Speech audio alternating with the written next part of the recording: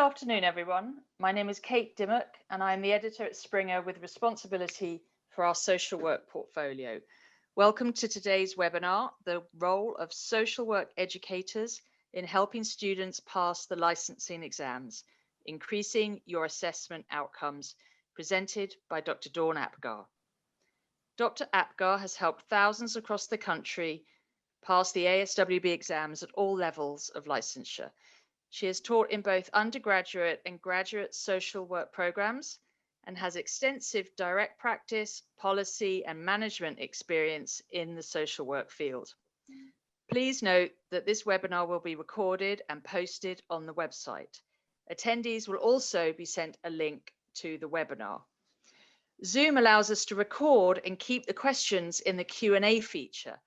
So if you have a request that will need following up on after the webinar, such as providing us with your contact details, please do so in the Q&A feature, not the chat.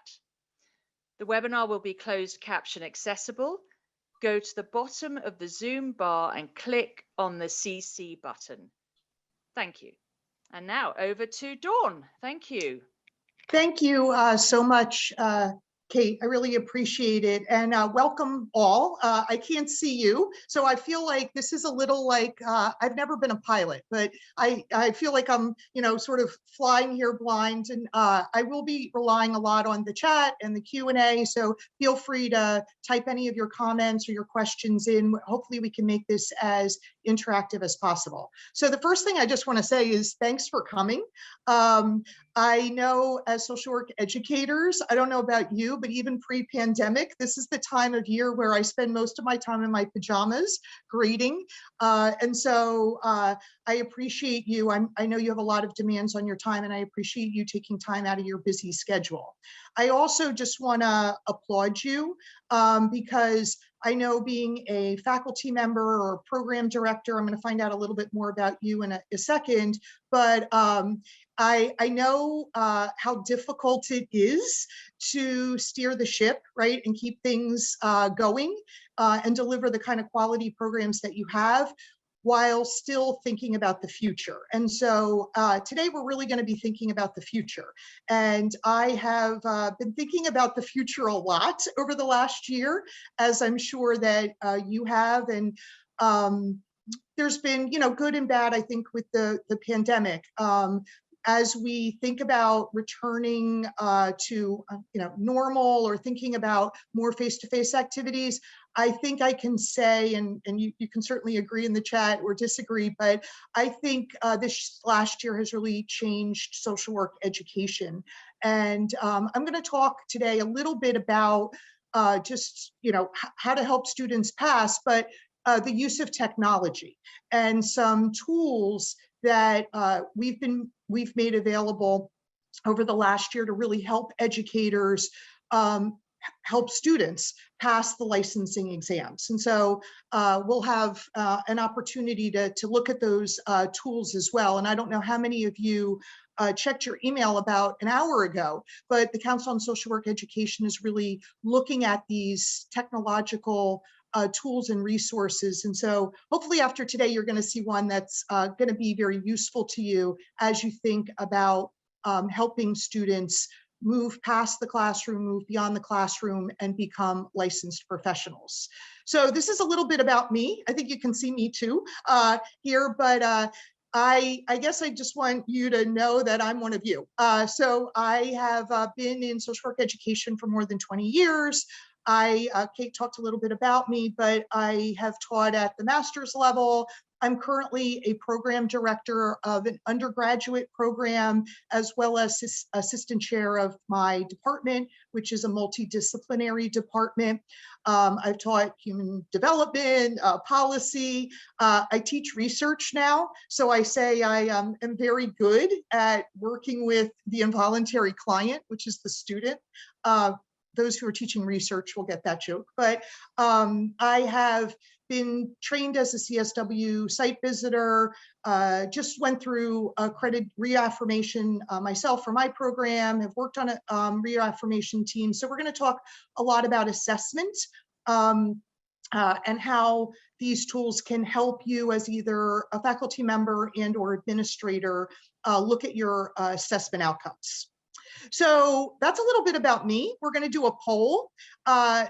So if you could indicate, and I'm sure all of you could probably check all of these boxes. So that's why I put the word best there, right? Just like the licensing exam, if you could pick the category that best describes you, we can see who's in the audience today. So we'll give you a minute to do that. And then we'll close the poll.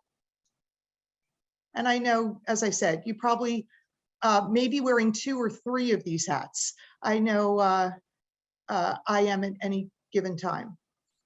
Okay. Wow. I'd love to know more about the others. So if you want to type into the chat a little bit about you, that would be great. I see we have both full-time undergraduate and graduate programs. Of course, we don't have field directors here because they're busy right now dealing with field crisis issues. Great to see some deans and directors and administrators. And I'd love to hear more about those others, but even though this is directed at administrators, we may have field instructors, maybe there's some students here, maybe there's others who are doing licensure prep, representatives of other professional organizations. So feel free to type in your affiliation. Okay, great. Everyone is welcome here, right? Everyone is welcome. So, but I am going to be gearing this more towards education, right, and educators. So I think I'm seeing we have some graduates here. These slides will really resonate with them. I think any faculty member who knows that licensure is important to students and postgraduates. So those are important outcomes, right? Even in my own organization, right? We look at job placement, we look at earning potential of our students, and licensure is linked to post-graduation outcomes. This data that I'm presenting here is from some recent workforce data that was collected by CSWE and other social work organizations. But what it says is really that many jobs post-graduation require licensure, certainly at the MSW level, and increasingly at the BSW level as well. Okay, so even though this is MSW data, this data would hold true for BSW graduates, and I'll talk more about that. Most jobs require a license. We do see a earning differential between those who are licensed and those who are not. We also see that students want preparation for licensure. Those who have, as part of their coursework, have materials built into, let's say, a capstone course or a field course, show greater satisfaction.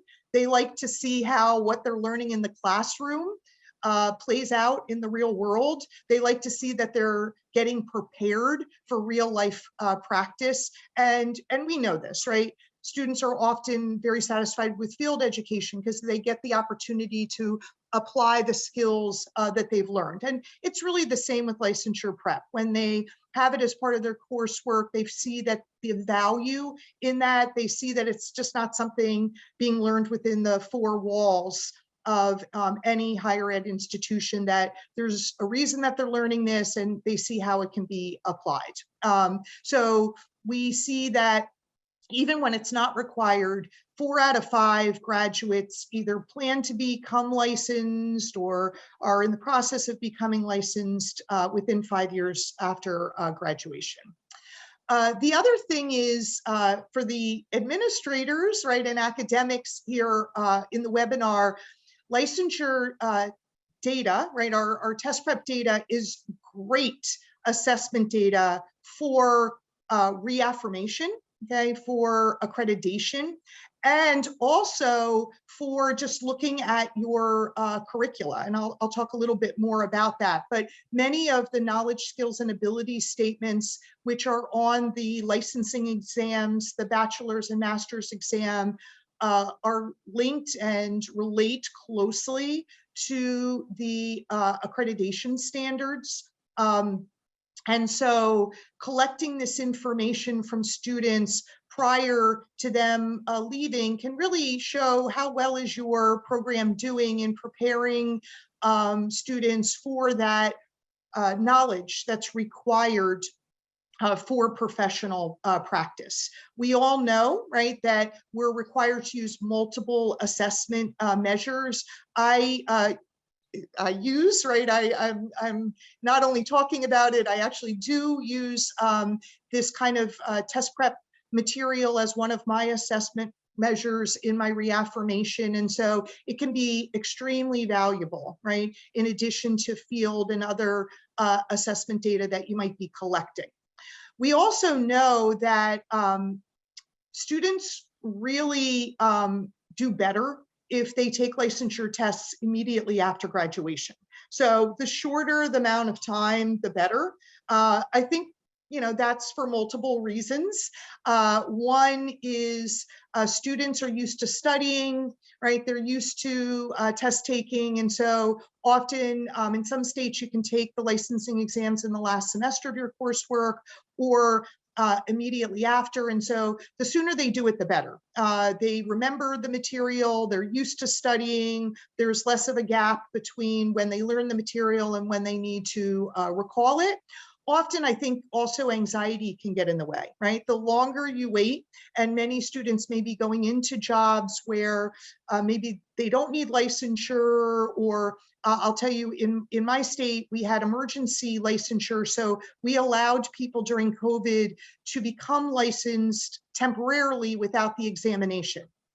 I was mixed about that personally, because certainly I want to get social workers out there doing the important work, but I was also fearful because those who become licensed and don't need to test, but then will need to test, right? That can also increase their anxiety, and we'll talk more. And then we know that students who learn content and test taking skills as part of their BSW or MSW curricula have better test outcomes. The other thing that's interesting, and I hadn't even thought about this, but you know, products test, getting ready for the test, it costs money. And so students who have it as part of their formal education can also often use financial aid for things that they otherwise would need to pay for individually post-graduation.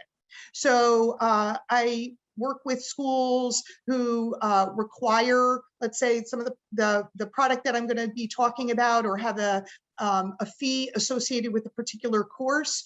Students can use their financial aid, right, or any kinds of scholarships that they may have for these materials. Whereas if it's not incorporated, what happens is, you know, they've just graduated and they find they have to purchase these materials on their own.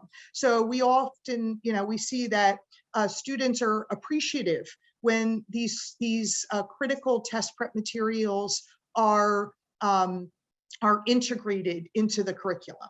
So these are some of the outcomes that you will see, right? I don't think if anyone can disagree with me, but I think I'm sort of preaching here to the choir in that they feel better, they have the support of their faculty and students, there aren't any surprises, they have better outcomes, they're more engaged, they have better confidence.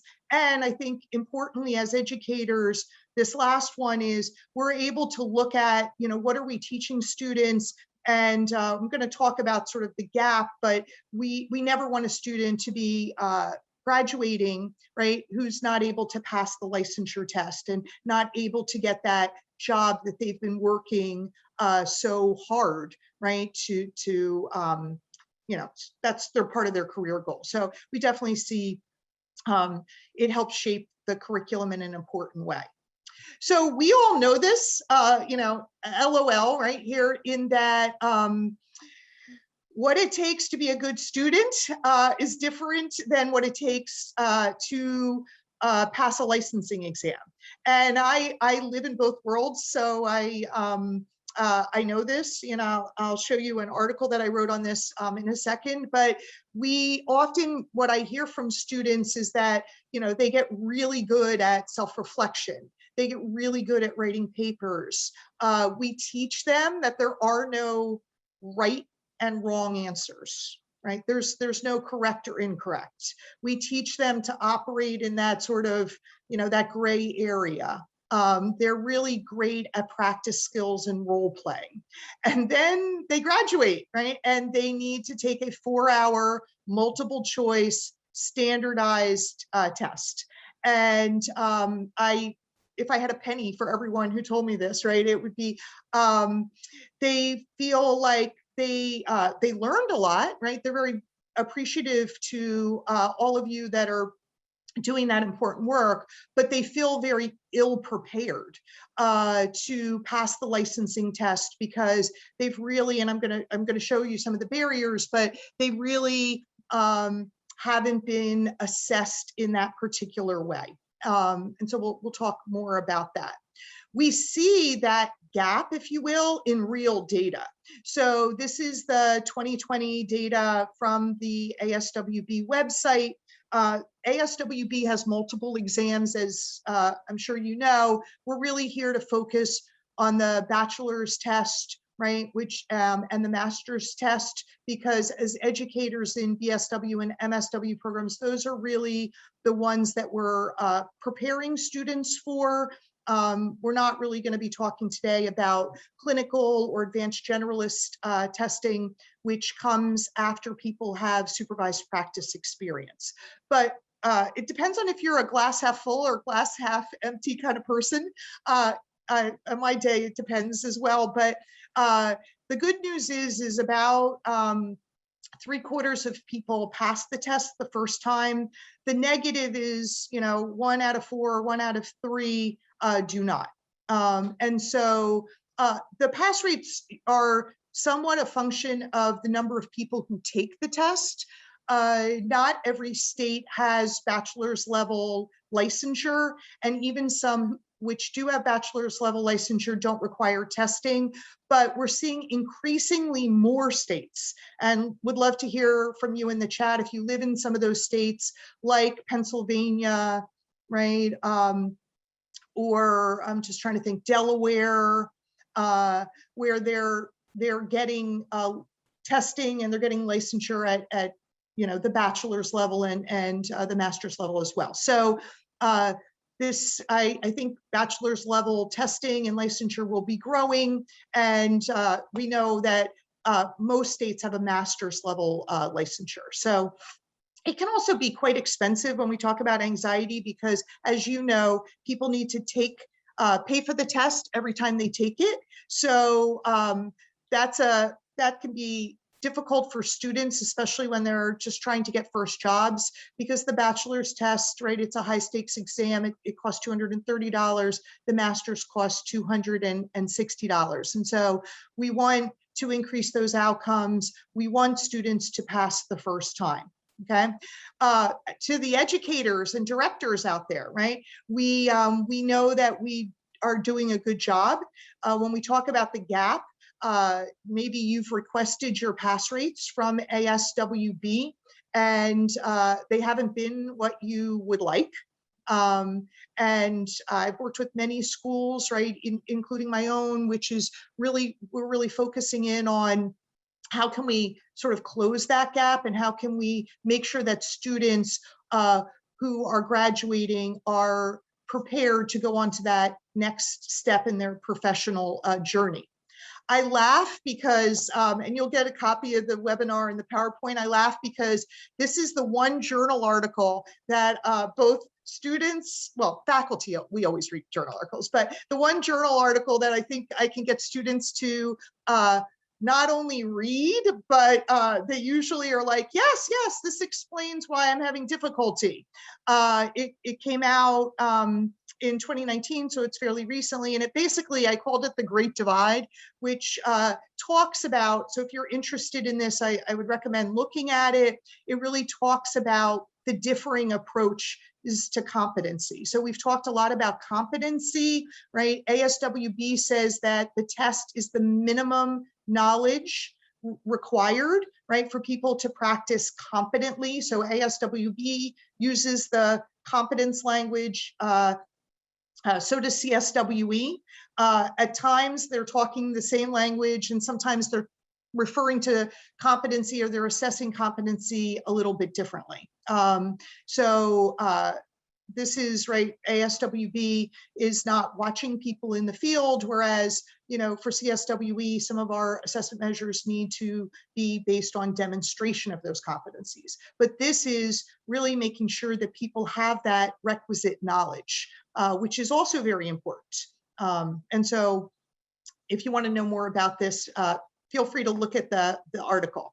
So what are some of the barriers? And again, hopefully we can have some participation if you want to type into the chat some of the barriers that you think, either, as I see we have some students or faculty members or administrators on the line to achieving these outcomes. So first of all, a lot of times faculty are not licensed. So as you know, and I don't want to, that's a debate even within the academy, but many times academics are not licensed. And so people who are in the classroom may or may not be particularly knowledgeable about the licensure exams. Usually the practice faculty are, the field faculty, but some of the other faculty may not be, okay? And your school may or may not require licensure, but a lot of times students don't get a lot of information about licensure tests. I've had people who have graduated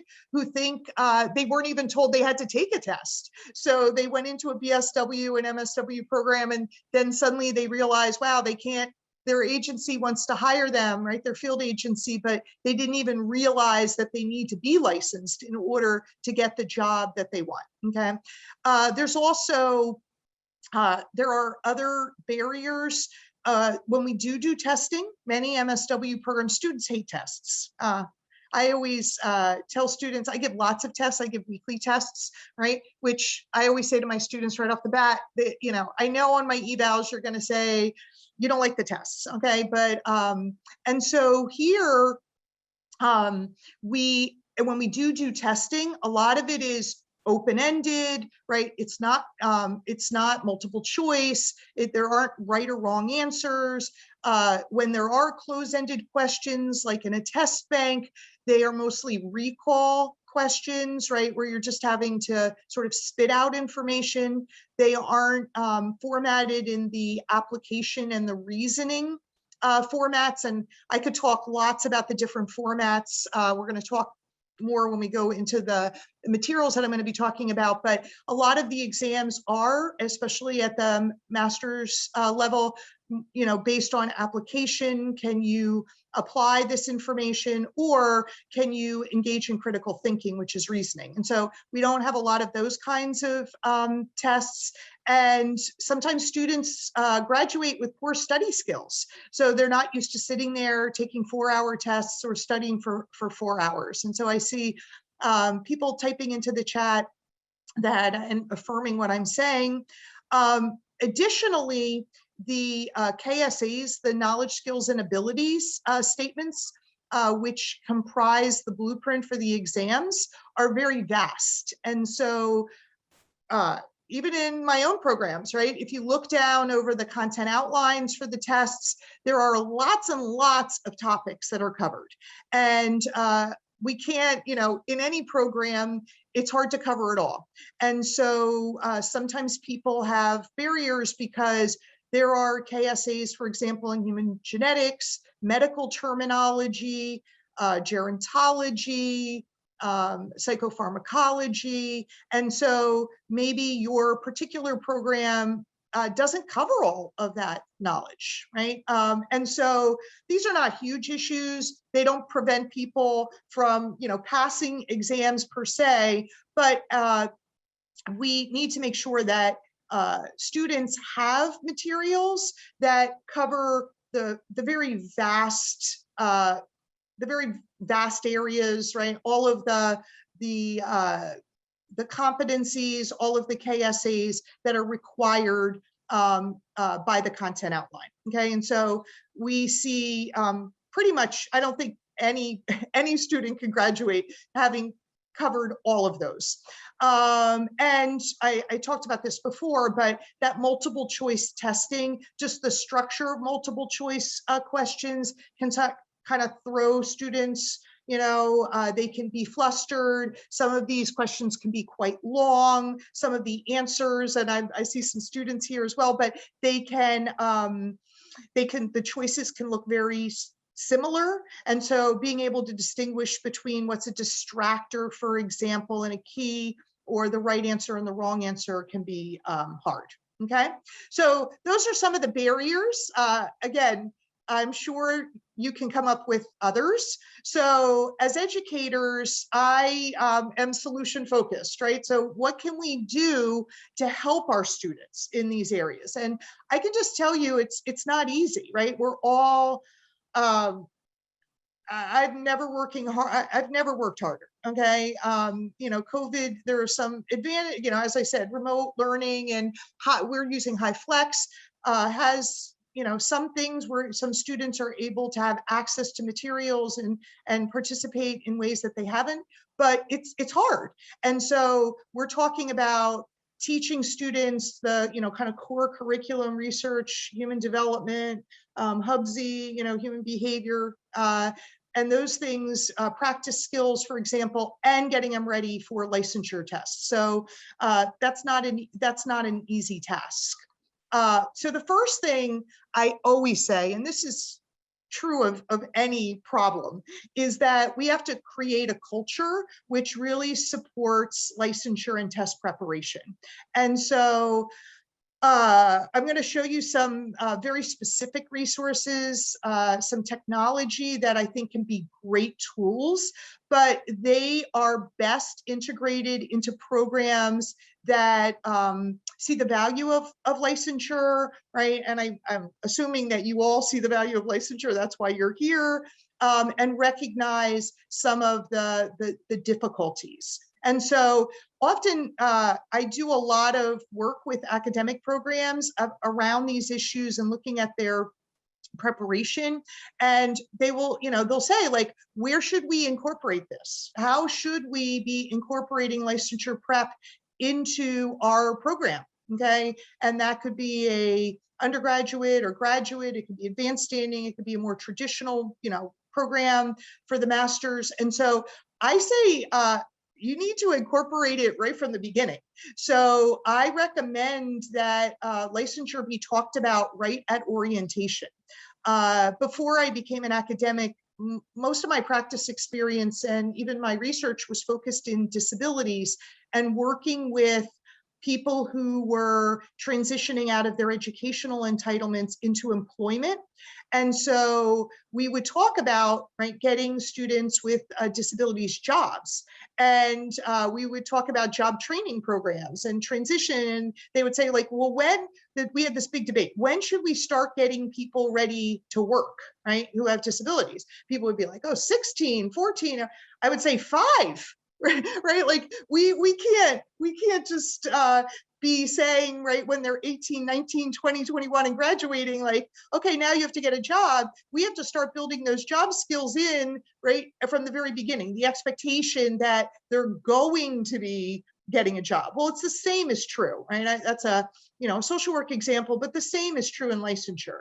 We should be talking to students about the importance. I know ASWB has a path to licensure, you know, program, and there's other resources, but what we're going to show here, Exam Prep Connect, can be integrated into all facets of your program.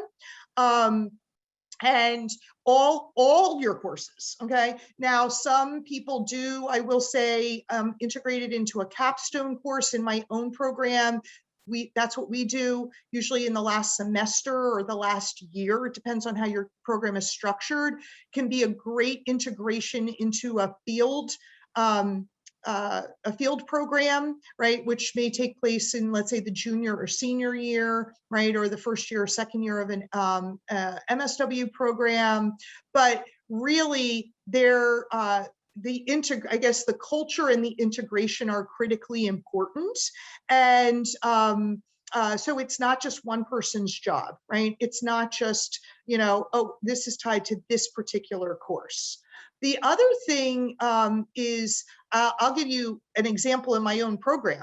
So by integrating Exam Prep Connect and this particular product into the curricula, we were able, we of course, like any program, think that we do a fantastic job. And a couple years ago, we found that our data, which was collected in the senior year, this is undergraduate, and specifically just prior to graduation, that our outcomes were not so great in ethics specifically, and even in policy. And it's kind of funny because we thought we were a program which had a fantastic policy curriculum, and we did. But what we really, that data helped inform our faculty. And one thing that we saw is that we were infusing ethics, and we had assessments embedded in a lot of programs, a lot of our courses, but by embedding it, it didn't really have a home. And so we discovered that we really needed to beef up our ethics material. And the same thing with policy. We really thought about and how can we kind of reorganize our policy sequence. It also, and I'm going to show you, but it also showed us where we had some sort of weak spots in our teaching, and we were able to think about new models, right, of teaching. So thanks for the affirmations in the chat, and keep them coming. So this culture, I think, is really important, and and then having the tools. So this I think we have, you're all here because you're committed to this. Now you're saying, like, how can I do it, right? How can I, I'm committed, but how can I make this work, right? In my program, which may have multiple campuses, it may have multiple modalities, with online, face-to-face, high flex. I don't know about you, we're still developing intensive weekends. And so it's difficult to implement anything, right, with consistency across those different types of modalities, those different locations. And for some of you, you may be coming from programs with very large numbers of students and lots of faculty. Okay, so I'm going to talk a little bit about Exam Prep Connect. I'm assuming that some of you may be familiar with the test prep guides, right, that I've authored, that are published by Springer. Some of your, I'm seeing some familiar names in the chat, and so some of you, your students may have used those, post-graduation, or maybe you even were using them within your curricula. And so this is really, this Exam Prep Connect really brings it to another level. And so I'm going to show you how you might use these resources within your program, and what those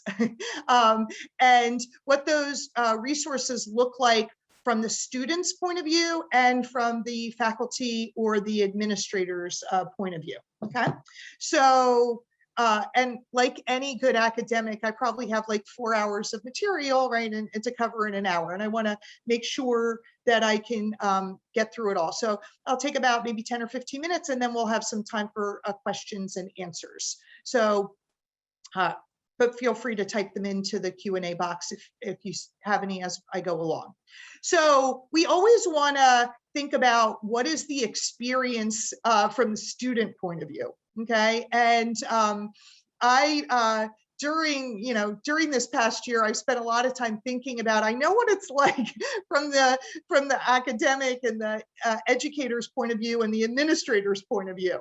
And many of you, I'm sure, do as well. But I've been trying to think about, what does this look like from the student's point of view, right? And so this is a fully electronic platform, okay, that can be integrated within any undergraduate and graduate program. So these are actually screenshots, just because welcome to my living room here, right? So I have, kids here who are doing virtual learning. So I didn't want to take the risk of actually logging on to my own Exam Prep Connect access in real time, but this is what it actually looks like. And I'm sure we'd be happy to walk you through a demo.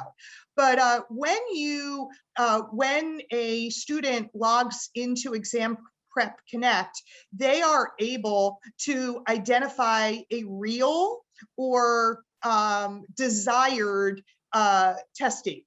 And so on this slide, you're going to see that I have entered that I am taking the test on June 7th, 2021, which gives me 57 days to take the test.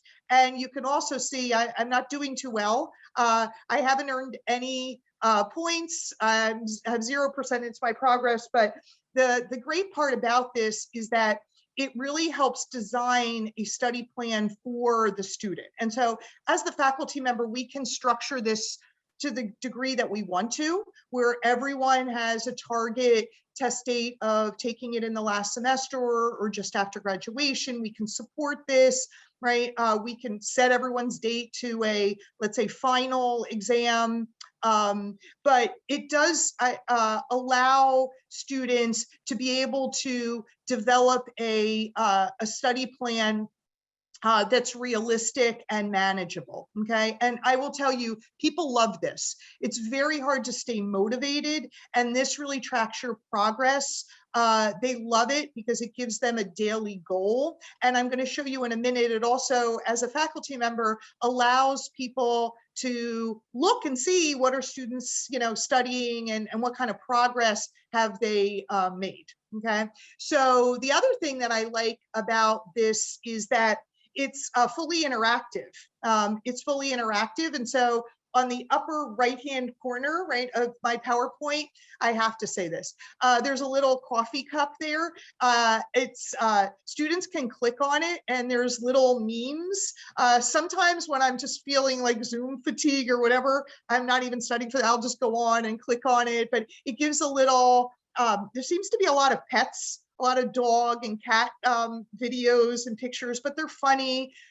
It really allows students a very customized and a great environment to study on, right? So I don't know about you, but this is fun because I get to, interact with you, and we want to make studying fun, right? It's difficult enough. And so this platform allows students to do this. So this is actually the platform for the master's exam, right? There would be one that would look very similar, really identical, except the content would be different for the bachelor's test. So this is the kind of home screen and study plan. So it's a great way to help students stay motivated and keep studying, okay? The other thing is that the Exam Prep Connect also comes not only, and we're going to, with a comprehensive review of all of the knowledge, skills, and ability statement or the content, but it also has great test taking resources. And so this is also a benefit of Exam Prep Connect, because lots of times, like, you all have, except for the students here, but as faculty, we all have our areas of expertise, our areas of research, right? We have lots of things to keep up to date on, and it's impossible, right, to sort of think about this. And so that's really what I do, is think about this pretty much all the time. And so there are great tips and strategies and sort of up-to-date information here, which again is different than how you might be instructing a student to do well in the assessment measures in your particular program. So it's actually quite comprehensive, and we've been, adding to this. We added actually significantly when we just released our new editions.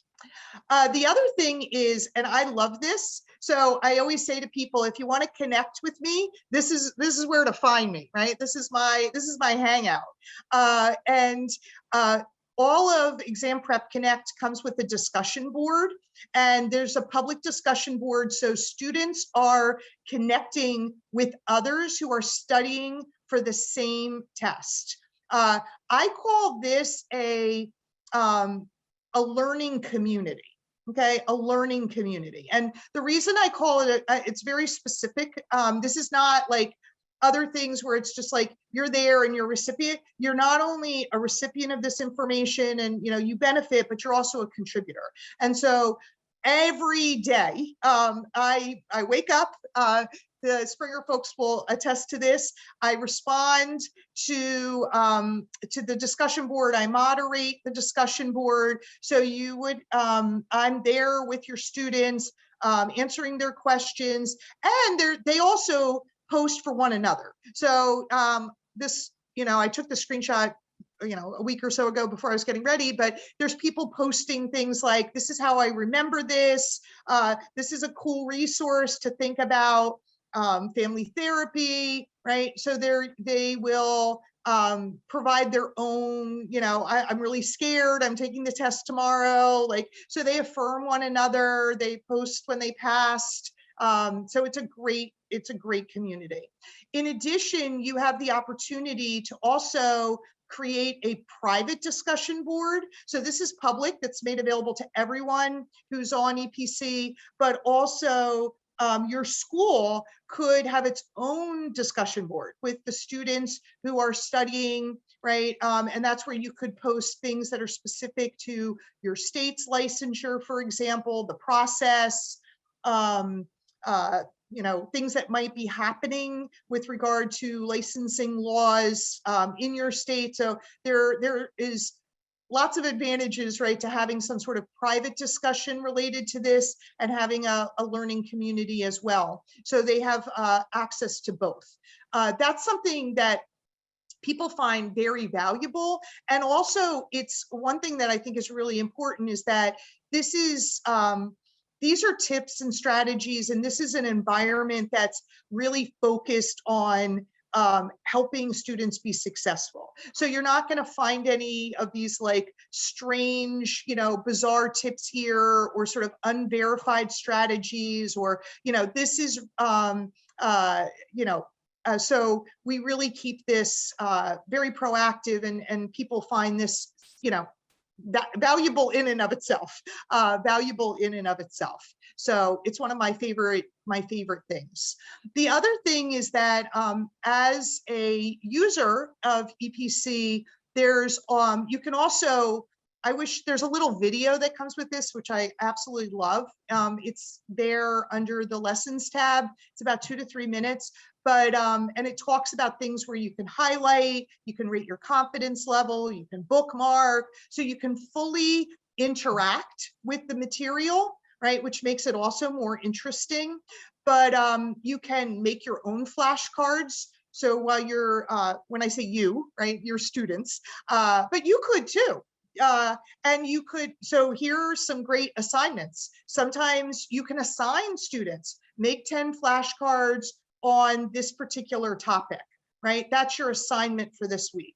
So I've done that, right? Or get through these lessons, get through this content, rate this, do this. So there, as instructors, I'm going to show you the faculty resources in a second, but students would not only be able to make their own flashcards, but they can also, as I said, it's a community. So they will be able to subscribe and use the materials which are developed by other students. And as an educator, I don't know about you, but my greatest joy is not only, I think, is really post-graduation, right? When students are out there being leaders in the field and contributors to the field. And so we want to teach them, right, to build the knowledge base and to not only, you know, think about how is this going to benefit me, but how do I sort of give back and how do I contribute to the greater good. And so this is one of many ways in which EPC can be used. So it's a fantastic resource, and there's every day people are posting new flashcards and new resources, right, that can be used. So the other thing that's great is that there are, for each of, some of you may have seen these and people are saying, I bought the book or I use it.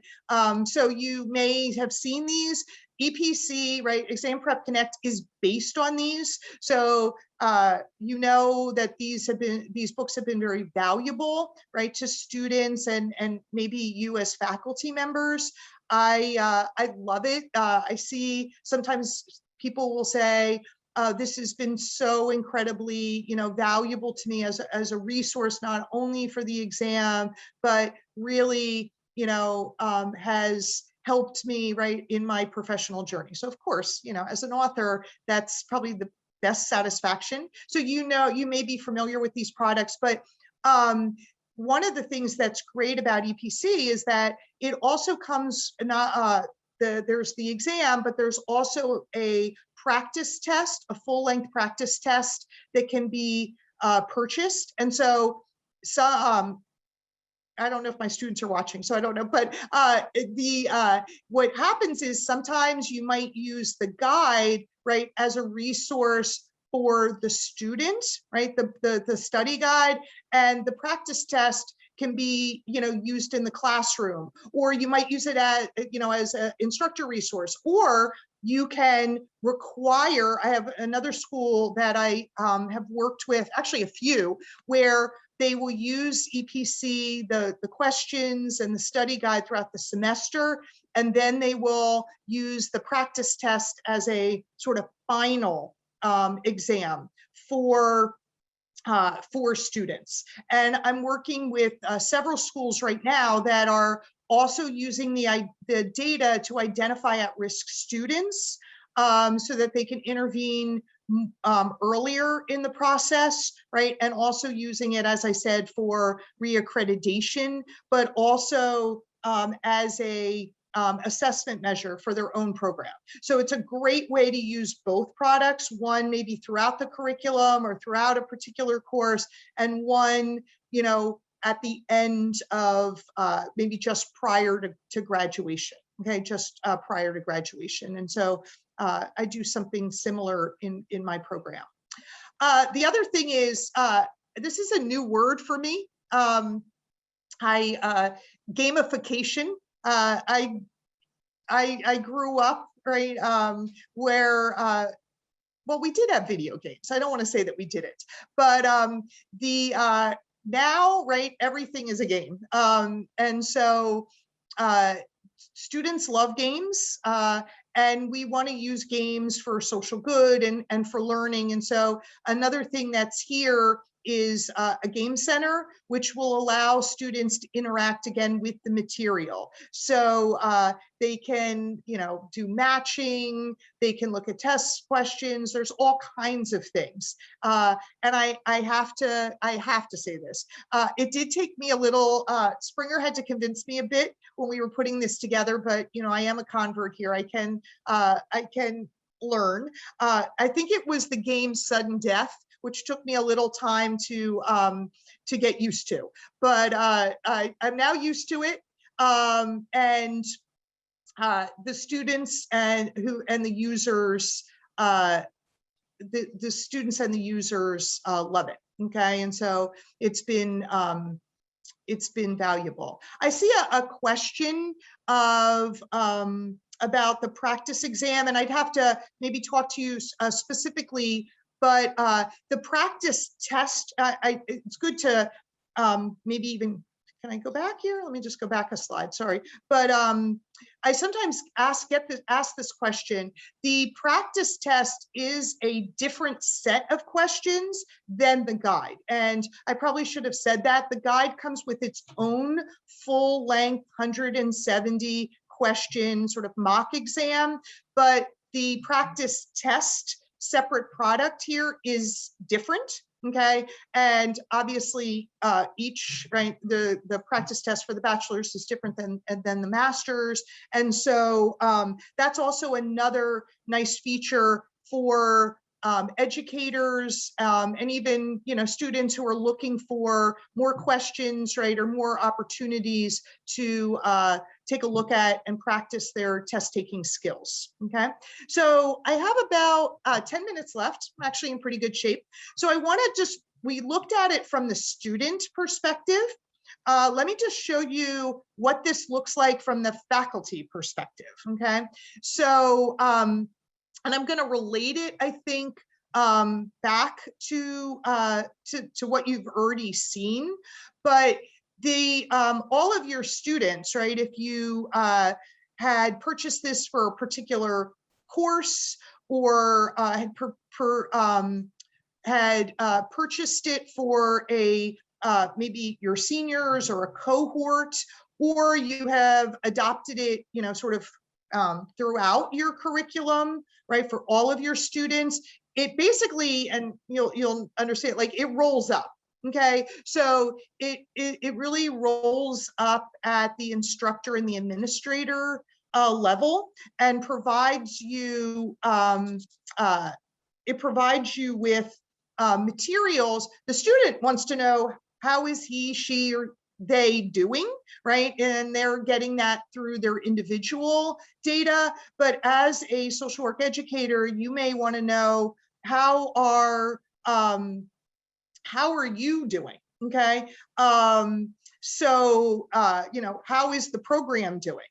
And I see some great people are asking questions. Maybe we'll take that at the end, but here you might want to look across the curriculum and see, how are your students doing overall? And it may be based on how much time they're spending. It may be based on what they're actually doing, which you can see. It may be based on how far they are, right? If they're behind, or what their kind of score is. So there's lots of different ways and lots of different metrics that you would be able to use as a faculty member and as a administrator. Okay, and so it's also a great way, if more than one person is teaching this, to, you know, sort of keep track of how different sections, right, or different campuses are doing, or even to make comparisons across, right?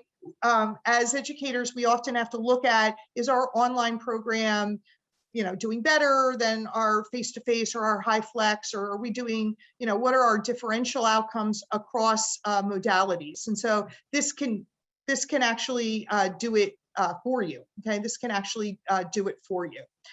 So of course, I'm always ahead of myself, but this can also break it down. So it you know, it presents it in the aggregate, which is maybe what you care about, right? Again, by instructor, but it also can, it can also look at it student by student. So I already told you I am working with several schools right now to really develop benchmarks and flags for that's a terrible word. So forget I just said that. Students at risk. Okay, I don't like the word problem. So they're really looking at, how can we intervene earlier? Like, who wants to find out that a student is having an issue, not a problem, an issue where right before they're going to graduate, right? Or post-graduation. Nobody wants that, right? You have very little ability to impact the outcome, right, if you're finding out about it after graduation or right before graduation. And so better to find out about it early. And so this allows you to look at sort of maybe students who are not engaged. And I would love, this would be a good chat, think of creative ways in which you might be able to integrate this into your own program. So I always say, you've seen one social work program, you've seen one social work program, right? Everyone, I spent the morning having coffee with program directors across the country. And, we're talking about the differences in our program. And so I'm just giving you some of my ideas, but there's really an unlimited ways in which this can be helpful. But it's also great especially for those online programs where you're trying to catch people who may be disappearing or not engaged. You might just want to track their progress, right? And you'll be able to see that about the last time they were logged in, or even how much time they spent. So you could develop metrics for your own program about, these are the outcomes, this is how much time we do recommend studying, and every program might be a little bit different, okay? It's also great to map it across your curriculum, because we know, right? I mean, these are the different ways in which you can do that, but we may find, right, that there are strengths in cohorts, there's weaknesses in cohorts. You may find, like I did, that I was actually shocked, right? That I thought, I mean, that's my area, is ethics. So I was really surprised when our ethics outcomes weren't as strong as I thought they were. And the other thing is when you get your data from ASWB, your pass rates, you really don't get it broken down in the, right, I've been there. So you don't get it broken down into the 4 content areas or the competencies or the KSAs. So I have talked to many program directors where they see that their pass rates are not where they would like them to be. And then they don't know what's wrong, right? They aren't able to figure out, well, under assessment or diagnosis, where are we falling short? And so this can really dovetail nicely with those product, those pass rate reports that you can get. And you can, again, marry those two, right? And see where maybe aren't your students studying as much, right? Or where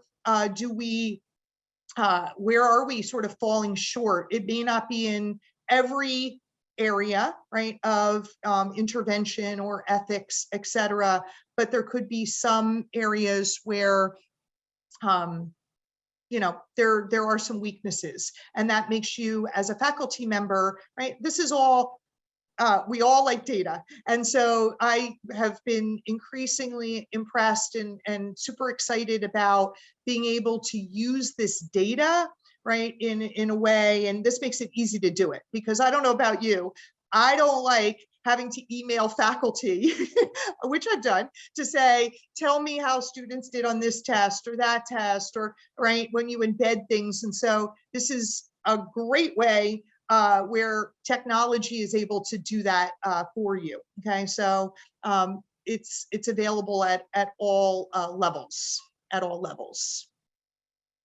The other thing that's great is you can brand this with your own school. So it is a Springer product. It is an EPC, Exam Prep Connect, is this online community, but it can be branded so that students also are seeing it.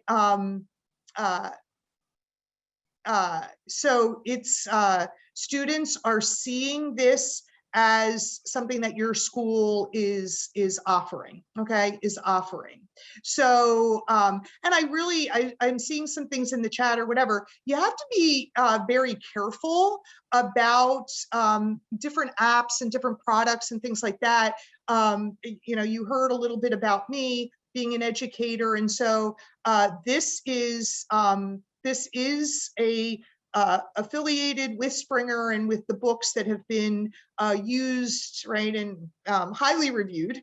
And so there are lots of other things out there which may not be particularly helpful. And so you want to make sure that you're using a quality product, which is, and nothing better than having your school logo on something that is quality and has been used successfully. So I'm here. I guess I would say, just like I say to students, I'm with you through this journey, right? I'm with people who are taking the test. And I'm there every day on Exam Prep Connect. So I would be part of your faculty. I don't know whether you like it or not, in the sense that I would be there as a resource to your students. I love talking to exam test takers. I love being a resource as well. And we have a couple minutes left, a minute left, to answer any questions that you might have now. And then I would just direct you to Springer to follow up if you have any specific questions about the technology and how it might fit into your particular university's support. So I just want to say thank you. Thanks for taking time out of your schedule. I don't know about you. I'm sure I have 100 students who have uploaded their exams, their final projects, whatever. I'm a little scared to get off. I hope it's been something that's been inspirational to you. And actually, I just hope it's the beginning of lots of conversations. This is not something, certainly EPC is not something that was developed overnight.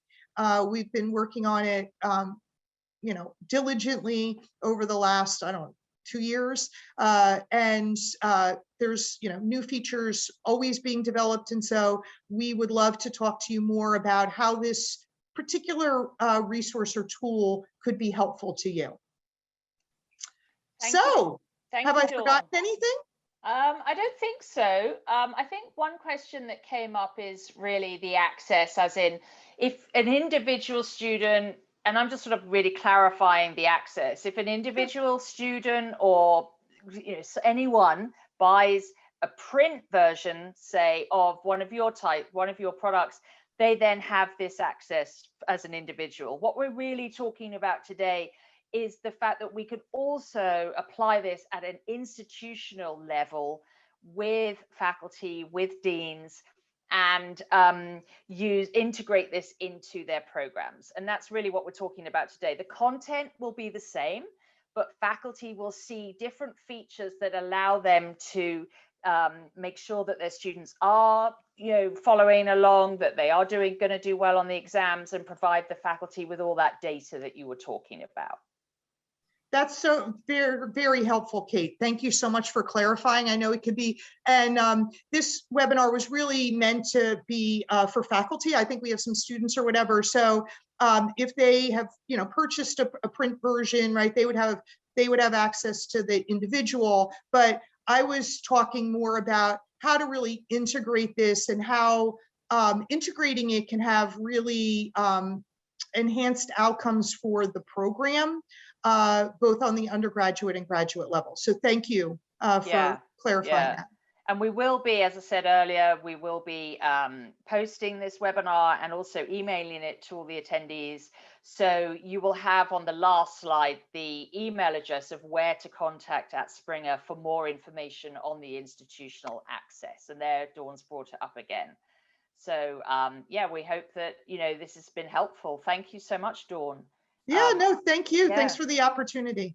Yeah, it doesn't look like there's any more questions coming through at the moment. So I think that might be it. Thank you, everyone, for attending. Okay, great. Thank you so much. Thanks, Dawn. Thanks all.